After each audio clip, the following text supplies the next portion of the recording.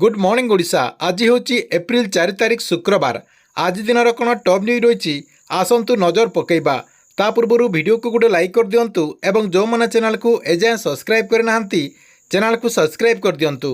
प्रथम खबर, आम राज्य में प्रथम थर पर एप्रिल 1 तारिख ठारू आसंता एप्रिल 14 तारिख पर्यंत ओडिया पक्षपारण करा। एही परिप्रेक्षी में ओडिया पक्षपारण को नहीं एक स्वतंत्र वेबसाइट निर्माण करा। एही वेबसाइट ओडिया पक्षपारण संबंधित समस्त विवरणी जहाँकि प्रदान करा। सहित वेबसाइट ओडिया पक्षपारण संबंधित एक क्विज रखा। यही क्विज रे ओडिशार बरपुत्र एवं ओडिशा भाषा साहित्य संस्कृति ऐतिह्य परंपरा संबंधित प्रश्न रही। समस्ते यही क्विज रे अंशग्रहण करके निजर डिजिटाल प्रमाणपत्र डाउनलोड करेंगे। निजर विद्यालय महाविद्यालय ब्लॉक जिला और ओडिया पक्षपारण परिप्रेक्षी में विभिन्न कार्यक्रम में अंशग्रहण कर निजर सेल्फी आपणकर जो नुआ वेबसाइट रही ये वेबसाइट अपलोड करेंगे अपडेट होती। परवर्ती खबर, भारत अमेरिका को रप्तानी होता सामग्री उपरे 26% रिहाती शुल्क लगाइबापी राष्ट्रपति डोनाल्ड ट्रम्प घोषणा करछंती। या सहित ऑटोमोबाइल उपरे 25% शुल्क लगे बोली डोनाल्ड ट्रम्प जहाँकि सूचना देते। ट्रम्प कहते जे प्रधानमंत्री मोदी को निजर भल बंधु कहवा सहित व्यवसाय क्षेत्र में भारत अमेरिका सहित उत्तम व्यवहार कर सहित से कहते जे भारत अमेरिकार आमदानी होता सामग्री उपरे 52% शुल्क लगौछि। परवर्ती खबर, आसंता 5 तारिख दिन केंद्र गृहमंत्री अमित शाह छत्तीसगढ़ दांतेवाड़ा जिला आसबार कार्यक्रम रही बेले यह पूर्व भयभीत होती लाल बाहिनी। शांति आलोचना पर प्रस्ताव देती लाल बाहिनी बोली अपडेट होती। केंद्र गृहमंत्री अमित शाह बस्तर जिला गस्त पूर्व माओवादी माने शांति आलोचना को समर्थन करने अपील करते। एने सीपीआई माओवादी केंद्रीय कमिटी पक्षर प्रेस विज्ञप्ति जारी होती। पूर्वर आलोचना पर इच्छा प्रकाश करथिले बोली प्रेस विज्ञप्ति माध्यम जना जाइथिबार अपडेट होती। परवर्ती खबर, राज्य में आहरी 3 दिन वर्षा होबार संभावना रही। आगामी 3 दिन में आभ्यंतरीण ओडिशा रे 1 ରୁ 2 डिग्री तापमात्रा कमिबा सहित राज्य में आगामी 4 दिन जाए वर्षा हेबा बोली अपडेट होती। जहाँकि पाणीपाग विभाग तरफ एने सूचना दि जाएगी। सेपटे पाणीपाग विभाग जड़े विशेषज्ञ कहते आज संध्या सुधा वर्षा उत्तर ओडिशा रे अधिक होबार संभावना रही। बिजुली सहित घड़घड़ी होबार आशंका रही। आसंता 24 घंटे हालुका और काँ भाँ मध्यम धरणर वर्षा पर 12टी जिला को येलो वार्निंग जारी करा।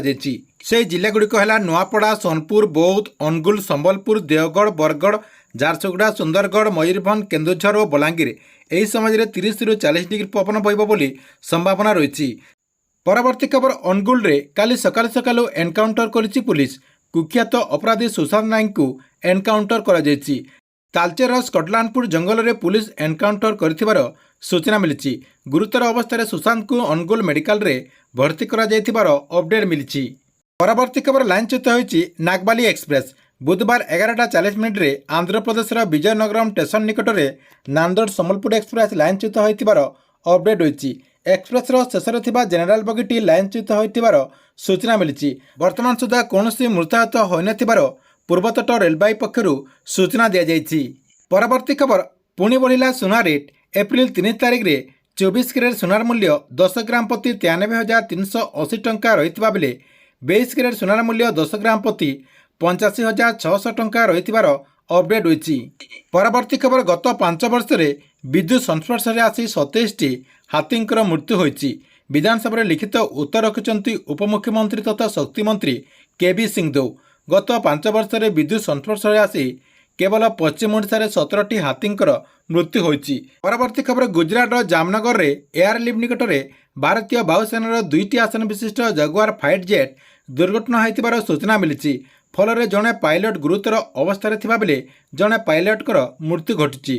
परवर्ती खबर, ड्राइवर नियुक्ति को नहीं बड़ बयान देते केंद्र परिवहन मंत्री नितिन गडकरी। से कहते देश में 22 लाख दक्ष ड्राइवर अभाव रही। गुरुवार दिन से लोकसभा भवन में कहते उपयुक्त तालीम सुविधा अभाव अनेक दुर्घटना घटुची। प्रश्नकाल में गडकरी कहते केंद्र सरकार तरफ ड्राइविंग मानक तालीम प्रतिष्ठान स्थापन 4,500 कोटी टंकार व्ययबराद कर सरकार तरफ नुआ योजना जहाँकि आरंभ कर खूब शीघ्र भारत में 22 लाख नुआ ड्राइवर पदवी दिज्व बोली माननीय मंत्री जहाँकि सूचना देते। परवर्ती खबर, साइबर ठकई माने नुआ गुटे प्लान करचंती। परीक्षा खाता नंबर बढ़ावा लोकों जहाँकि फोन करुँच। यही नहीं स्थानीय अंचल में ଚାଞ୍ଚଲ୍ୟ ଖେଳିଯାଇଛି। ଏଭଳି ଏକ ଘଟଣା ନଜରକୁ ଆସିଛି କେନ୍ଦୁଝର ଜିଲ୍ଲା ସଦର ବ୍ଲକ ଅନ୍ତର୍ଗତ କାଉଁରିକୋଲା ଗ୍ରାମରେ। ସୂଚନା ଅନୁସାରେ କାଉଁରିକୋଲା ଗ୍ରାମର ପରୀକ୍ଷାର୍ଥୀ ଚିନ୍ମୟୀ ମୁଣ୍ଡାଙ୍କର ଭାଇ ସହଦେବ ମୁଣ୍ଡାଙ୍କ ଆଜି ଯାକି ଗୋଟେ କଲ୍ ଆସିଥିଲା, ଯାହାକି ଆପଣଙ୍କର 1:45 ସମୟରେ ଅଜଣା ନମ୍ବରରୁ କଲ୍ ଆସିଥିଲା ଏବଂ ସେ କହିଥିଲେ ଯେ ଚିନ୍ମୟ ମାତ୍ର 25 ନମ୍ବର ରଖିଛି, ଯାହାଫଳରେ ସେ ଫେଲ୍ ହେବାକୁ ଯାଉଛି। ଚିନ୍ମୟକୁ ପାସ୍ କରିବା ପାଇଁ ଚାହୁଁଛନ୍ତି ଯଦି ଆପଣ 6,000 ଟଙ୍କା ପଠାନ୍ତୁ ବୋଲି ସେ ଯାହାକି କହିଥିଲା। ଏବେ ଯାହାକି ସେହି ଅଞ୍ଚଳରେ ଏହି ଅଡ଼ିଓ ଭିଡ଼ିଓଟା ଭାଇରାଲ୍ ହେବାରେ ଲାଗିଛି। ପରବର୍ତ୍ତୀ ଖବର ପୁଣି 10 ମାସ ପରେ କଟକ ବାରବାଟୀ ଷ୍ଟାଡିୟମକୁ ଫେରିଛି ଆନ୍ତର୍ଜାତୀୟ କ୍ରିକେଟ ମ୍ୟାଚ୍। ଏଥର କିନ୍ତୁ ଦିନିକିଆ ମ୍ୟାଚ୍ ନୁହେଁ, ଦର୍ଶକମାନେ ଦେଖିପାରିବେ T20 ମ୍ୟାଚ୍। ଭାରତ ଏବଂ ଦକ୍ଷିଣ ଆଫ୍ରିକା ମଧ୍ୟରେ ଡିସେମ୍ବର 9 ତାରିଖରେ ଏହି ମ୍ୟାଚ୍ଟି ଖେଳାଯିବ ବୋଲି BCCI ତରଫରୁ ଯାହାକି ଘୋଷଣା କରାଯାଇଛି। ପରବର୍ତ୍ତୀ ଖବର କଟକର ପ୍ରସିଦ୍ଧ ଦହିବରା ଆଲୁଦମ୍ ଭୌଗୋଳିକ ପରିଚୟ ଟ୍ୟାଗ୍ ପଞ୍ଜୀକରଣ ପାଇଁ ରାଜ୍ୟ ସରକାର ଯାହାକି ଆବେଦନ କରିଛନ୍ତି। ଏହା ଭୌଗୋଳିକ ଦ୍ରବ୍ୟ ସୂଚନା ତଥା ପଞ୍ଜୀକରଣ ଅଧିନିୟମ 1999 ବିଭାଗ 11A ଅନ୍ତର୍ଗତ ଆବେଦନ କରାଯାଇଥିବାର ଅପଡେଟ୍ ହୋଇଛି, ଯାହାକି ଗଗନାନନ୍ଦ ମଲ୍ଲିକ ବୁଧବାର ଦିନ ବିଧାନସଭାରେ ଏନେଇ ଯାହାକି ସୂଚନା ଦେଇଛନ୍ତି। ପରବର୍ତ୍ତୀ ଖବର ବିହାରର ପୂର୍ବତନ ମୁଖ୍ୟମନ୍ତ୍ରୀ ତଥା RJDର ମୁଖ୍ୟ ଲାଲୁ ପ୍ରସାଦ ଯାଦବଙ୍କର ସ୍ୱାସ୍ଥ୍ୟ ଅବସ୍ଥା ବିଗିଡ଼ି ଯାଇଛି। ତାଙ୍କୁ ନିକଟସ୍ଥ ପାରସ ହସ୍ପିଟାଲରେ ଭର୍ତ୍ତି କରାଯାଇଥିବା ବେଳେ ସେଠାରେ ଡାକ୍ତର ତାଙ୍କୁ ଦିଲ୍ଲୀ ଏମ୍ସକୁ ଯିବା ପାଇଁ ପରାମର୍ଶ ଦେଇଛନ୍ତି।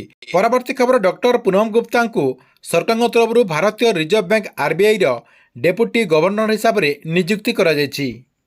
ପରବର୍ତ୍ତୀ ଖବର ନାରୀ ନିର୍ଯାତନା ପ୍ରସଙ୍ଗରେ ଏପ୍ରିଲ 15 ତାରିଖରେ ରାଜ୍ୟର ସବୁ ବ୍ଲକରେ ମଶାଲ ଯାତ୍ରା କରିବ କଂଗ୍ରେସ। ଏନେଇ ଆଜି ଗୁରୁବାର PCC ସଭାପତି ଭକ୍ତଚରଣ ଦାସ ସୂଚନା ଦେଇଛନ୍ତି। ସେହିପରି ଏହି ପ୍ରସଙ୍ଗରେ ଯଦି ସରକାରଙ୍କ ତରଫରୁ ଗୃହ କମିଟି ନ କଲେ ଆଗାମୀ ଦିନରେ କଂଗ୍ରେସ ଗାଁ ଗାଁକୁ ବୁଲି ଓ ଏପ୍ରିଲ 21 ତାରିଖରେ ଜିଲ୍ଲାପାଳଙ୍କ ଅଫିସ ଘେରାଉ କରିବ ବୋଲି ଯାହାକି ସୂଚନା ଦିଆଯାଇଛି।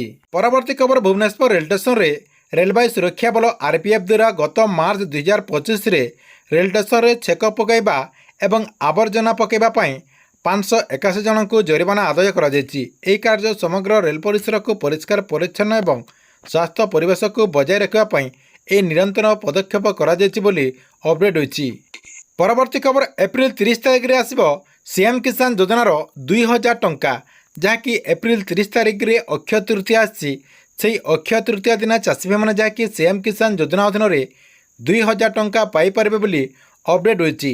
ତା ପୂର୍ବରୁ ଯେଉଁମାନେ CM କିଷାନ ଯୋଜନା ଅଧୀନରେ ଟଙ୍କା ପାଉଛନ୍ତି, ତା ସହିତ ଯେଉଁମାନେ CM କିଷାନ ଯୋଜନା ଅଧୀନରେ ଟଙ୍କା ପାଇବା ପାଇଁ ଆବେଦନ କରିଛନ୍ତି, ସେମାନଙ୍କୁ ଯାହାକି ସରକାରଙ୍କ ତରଫରୁ E-KYCଟିକୁ କମ୍ପ୍ଲିଟ୍ କରିବା ପାଇଁ ପରାମର୍ଶ ଦିଆଯାଇଛି। ପରବର୍ତ୍ତୀ ଖବର ଅନ୍ତର୍ଦ୍ଦୋୟ ଗୃହ ଯୋଜନାକୁ ନେଇ ଦେଖନ୍ତୁ, ଯେଉଁମାନେ ବି ଅନ୍ତର୍ଦ୍ଦୋୟ ଗୃହ ଯୋଜନା ଅଧୀନରେ ୱାର୍କ ଅର୍ଡର ପାଇଛନ୍ତି ଏବଂ ଯଦି ଆପଣଙ୍କ ଆକାଉଣ୍ଟକୁ ଏପର୍ଯ୍ୟନ୍ତ ଅନ୍ତର୍ଦ୍ଦୋୟ ଗୃହ ଯୋଜନାର ପ୍ରଥମ କିସ୍ତିର 40,000 ଟଙ୍କା ଯଦି ଆସିନାହିଁ, ତାହେଲେ ଆପଣମାନଙ୍କୁ ଯାହାକି 4 ରୁ 5 ଦିନ ଅପେକ୍ଷା କରିବାକୁ ପଡ଼ିବ। 4 ରୁ 5 ଦିନ ଅପେକ୍ଷା କଲା ପରେ ସମସ୍ତ ହିତାଧିକାରୀଙ୍କୁ ସରକାରଙ୍କ ତରଫରୁ ପ୍ରଥମ କିସ୍ତିର 40,000 ଟଙ୍କା ଟ୍ରାନ୍ସଫର କରାଯିବ ବୋଲି ଅପଡେଟ୍ ହୋଇଛି।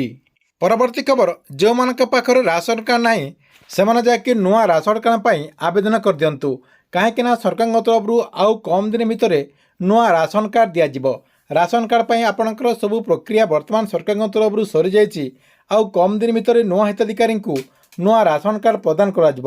ତା ସହିତ ରାସନ କାର୍ଡ଼ର ନୂଆ ଲିଷ୍ଟ ମଧ୍ୟ ଆସିପାରେ ବୋଲି ମାନ୍ୟବର ଖାଦ୍ୟ ଯୋଗାଣ ମନ୍ତ୍ରୀ କୃଷ୍ଣ ଚନ୍ଦ୍ର ପାତ୍ର ଯାହାକି ସୂଚନା ଦେଇଛନ୍ତି।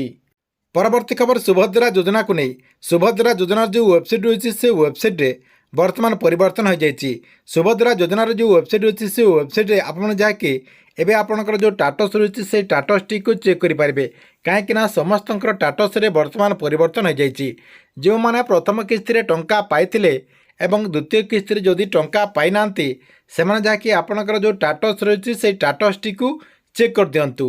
ଟାଟସ୍ଟିକୁ ଚେକ୍ କରିଦେଲା ପରେ ଆପଣ ଜାଣିପାରିବେ ଯେ ଆପଣଙ୍କର କ'ଣ ଅସୁବିଧା ରହିଛି, ଯାହାଦ୍ୱାରା ଆପଣଙ୍କୁ ସୁଭଦ୍ରା ଯୋଜନା ଅଧୀନରେ ଟଙ୍କା ଦିଆଯାଇ ନାହିଁ। ଆପଣ ସେଇ ଟାଟସ୍ଟିକୁ ଚେକ୍ କରିଦେଲା ପରେ ପୁରା ଡିଟେଲ୍ ଜାଣିପାରିବେ ଆପଣଙ୍କର କ'ଣ ଅସୁବିଧା ରହିଛି ଏବଂ ଯାହା ବି ଆପଣଙ୍କର ଅସୁବିଧା ରହିଛି, ସେଇ ଅସୁବିଧାଟିକୁ ଆପଣ ଯଦି ସଲ୍ଭ କରିପାରୁଛନ୍ତି, ଆପଣଙ୍କର ଯେଉଁ ଡକୁମେଣ୍ଟ ରହିଛି, ସେଇ ଡକୁମେଣ୍ଟଟିକୁ ଭେରିଫିକେସନ୍ କରିବା ପାଇଁ ଆପଣଙ୍କର ବ୍ଲକ ସ୍ତରୀୟ କିଛି ଅଧିକାରୀ ଆସିବେ। ତା ସହିତ ଆପଣଙ୍କ ଗାଁର ଯେଉଁ ଅଙ୍ଗନବାଡ଼ି ଦିଦି ରହିଛନ୍ତି, ସେଇ ଅଙ୍ଗନବାଡ଼ି ଦିଦି ଆସିକି ଆପଣଙ୍କର ଡକୁମେଣ୍ଟଟିକୁ ଭେରିଫିକେସନ୍ କରିବେ। ଭେରିଫିକେସନ୍ କଲା ପରେ ଆପଣମାନେ ଯଦି ସୁଭଦ୍ରା ଯୋଜନା ଅଧୀନରେ ଟଙ୍କା ପାଇବା ପାଇଁ ଯୋଗ୍ୟ ଅଟନ୍ତି ଏବଂ ଆପଣଙ୍କର ଯଦି ସବୁକିଛି ଠିକ୍ଠାକ୍ ରହିଛି, ତାହେଲେ ଆପଣମାନେ ପରବର୍ତ୍ତୀ ପର୍ଯ୍ୟାୟରେ ସୁଭଦ୍ରା ଯୋଜନାର 2ଟା କିସ୍ତିର ଟଙ୍କା ଏକା ସାଙ୍ଗକୁ 10,000 ଟଙ୍କା ପାଇପାରିବେ ବୋଲି ମାନ୍ୟବର ଉପମୁଖ୍ୟମନ୍ତ୍ରୀ ପ୍ରଭାତୀ ପରିଡ଼ା ଆଗରୁ ଯାହାକି ସୂଚନା ଦେଇଛନ୍ତି।